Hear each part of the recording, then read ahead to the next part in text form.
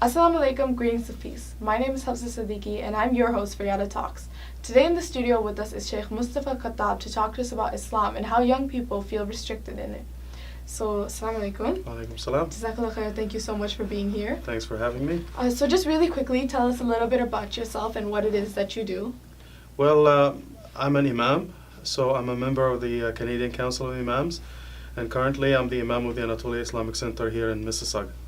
Okay, so you're someone who has a wide expertise in a lot of Islamic matters, so we're here to ask about restrictiveness in Islam. So my first question to you is, do you think that Islam has some restrictions that make young people feel like they're restricted from doing what their peers do? Well, I think the way we teach our youth and our children is what makes it look like a restrictive religion. But if you look at the faith itself, it is not restrictive in any way. And as a matter of fact, the Prophet ﷺ, there is a narration from Prophet Muhammad. He says, "Nusirtu bish-shabab," that Islam has been supported from the very beginning by the youth. Like a lot of youth accepted Islam at the time of the Prophet ﷺ. When you think of people like Umar ibn Khattab, Uthman ibn Affan, even Ali ibn Abi Talib, they were young and youth. They were in their teens when they accepted Islam, and they supported the religion and they loved it so much. So Islam does not control your life. It just shows you a way of how to live your life. It gives you some rules and regulations just to be happy in this life, and it tells you, do this because it is good for you, stay away from this because it is bad for you. But again, the way the parents deliver Islam to their kids, sometimes they make it feel like very restrictive, especially when they confuse Islam as a religion with their own cultures. So Yes. So you talked about how parents or teachers can teach it in a way that makes people feel restrictive. What would you say one of your experiences is with Islam being taught as a restrictive religion?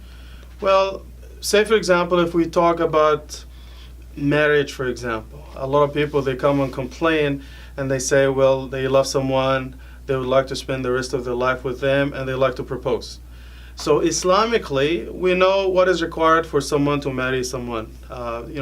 Both families have to agree, like, the guy and the girl, they like each other, they like to get married, and of course he proposes in the right way.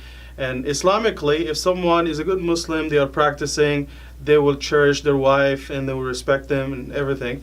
So alhamdulillah, there's no problem. But in many cases, the family would object just because the guy is from a different country or a different culture, or even if he comes from the same country, but they say, well, he is from a different caste, so he's not equal to us, right? So Islamically, the marriage is acceptable, but from a cultural perspective, a lot of families, they have issues with it. Another example is, for example, ibadah, when we encourage our kids to read Quran or pray and fast. So some parents, they're very restrictive and they make it seem like so difficult for their kids. And eventually some of our kids, they do it not because they want to, because they have to. And in some cases, I feel like we're raising munafiqun in our homes. When they go to the Islamic school, it is time for Dhuhr and Asr, they pray. When they go home, as long as the parents are not there or they're not paying attention, they don't pray. And they read the Quran if they feel like they have to, not because they would love to. And this is the way some of the kids are being raised up, and the way the religion is being introduced to them. It should be introduced to them in a way that they love it, not in a way that they become afraid of it. So would you say that this restrictiveness pushes young people away from Islam, or pushes them away from their deen? Well, it depends. Everyone is different. Some people, when they are introduced to, say for example, Salah at a young age, and when they see their parents praying and they explain to them what prayer, for example, is all about, the significance of prayer.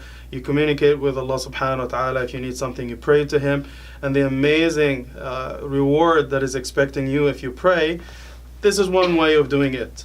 Another way would be, if you don't pray, I'm going to break your neck, or you're going to Jahannam, and so on and so forth. And a lot of parents, they focus a lot on Jahannam, and mashallah, they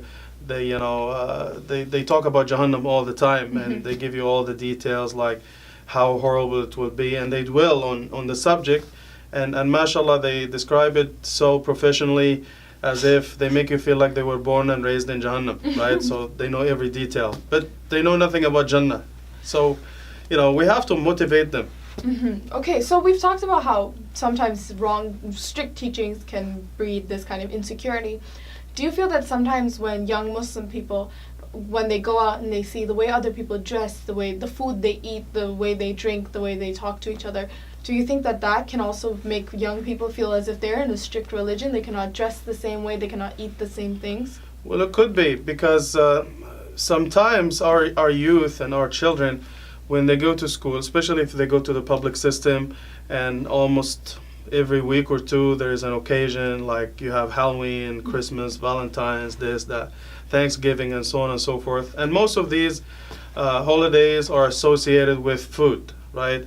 And festivities and so on and so forth. And when it comes to our holidays like Eid al-Adha and Eid al-Fitr, we, take them to the masjid in the morning, like 6 in the morning, they pray, namaz and khalas, that's it. Okay, where is the food? Where is the enjoyment and happiness, So I always teach, when I give khutbahs, I always tell them, make the Eids memorable for your kids. Make Ramadan memorable and, a time to remember, with the food. Take them out, buy them the food they like, give them gifts, give them money. Make it, enjoyable and memorable for them, right? Because sometimes when they compare, they see, my friends who are not Muslim, they have all these holidays and they're enjoying them to the fullest, and, all I do is just go for namaz in the masjid and that's it, okay. So, sometimes they compare and, subconsciously they think about it, okay, they have all these freedoms, they enjoy the life, well, I have nothing to enjoy. So Islam is about, keeping the balance between enjoying this world and doing something for the next life. And as I said at the beginning, Islam is not there to restrict your desires and your freedom, but just to channel them in the right way. So would you say that when parents, or what would you say to parents or to teachers who teach young people or young Muslims, how can they direct this energy into a good way so that the kids do not feel restricted in their religion? Well, I tell them, you were kids yourself one day, right? And when you were young, you liked to be treated in a compassionate way and people to explain you different things. Because there's one way of doing it, like, this is the thing, you have to do it my way, khalas, finished. Or you can explain to them the beauty of the thing and how to do it and the benefit from doing it. Human beings are very logical. If you explain to them things in a logical way and explain to them, the harms or the benefits of doing certain things, and in a way that the youth can relate to, I think it will make a lot of sense to them, right? So say, for example, if you tell them, you have to fast, otherwise you're not my kid, leave the house. This is one way. The other way is to explain to them the benefits of fasting or the benefits of salah and, the spiritual benefits, the physical benefits. It's a good connection with Allah subhanahu wa ta'ala.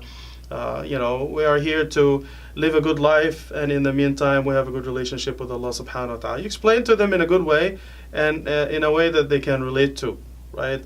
And I think if we do it this way, they will be happy to do it, and they will do it out of love, not out of fear. Okay, and what would you say to youth who are watching right now who feel that they're kind of restricted and they don't know how to be happy with their own religion? What would you say to them? Okay, well, of course, I love them, and sometimes I feel very sorry for them, because I'll give you one example, like our masajid. Many of the masajid, they're mostly old male-oriented places of worship. So people who come from, certain countries, they come and they bring their culture, they bring their luggage, cultural luggage with them, and sometimes you feel the masjid is not youth-friendly. They go to places where they feel like they are judged all the time. The way they dress, their haircuts, the way they talk, the pictures on their clothes, and the hanging pants, and so on and so forth. So they feel criticized and they're pushed back, like some young people when they pray in the front, and people always kick them, go to the back and you're not welcome here, and so on and so forth. There's this, hadith, in one hadith in Bukhari, the Prophet ﷺ, I like this hadith, so I have to say it. Amr ibn Salama, he came with his tribe to learn from the Prophet ﷺ. They stayed for a few days or a couple of weeks. And when they were about to leave, they said, Ya Rasulullah, who should become our Imam and lead us in Salah? So the Prophet ﷺ says, the person who memorized the most Quran among you. So they found out that Amr ibn Salama memorized the most Quran among them, and he became their Imam at the age of 7. He was their Imam. So I expect in the group they have people in their 50s or 60s. So they felt welcome to do it, and they were encouraged to become leaders in the community. So we need to have the youth in our boards. We need to welcome them in the masajid, ask for their opinion, nasiha, and so on and so forth, and give them responsibility. Because whether we like it or not, these kids that we see in the masjid or in our homes, they are the leaders of the future. They are the imams, they are the teachers, community leaders, they are the future prime ministers of Canada. Why not? You know? Well, Jazakallah khair, thank you so much for being here today. Barakallah. And thank you so much for giving us your knowledge. Jazakallah. Thank you. If you're interested in getting in contact with Brother Mustafa Khattab, then please contact us at YATA Talks. Keep sending us your questions and keep sending us, and we'll keep producing your answers. I'm Hafsa, your host for YATA Talks.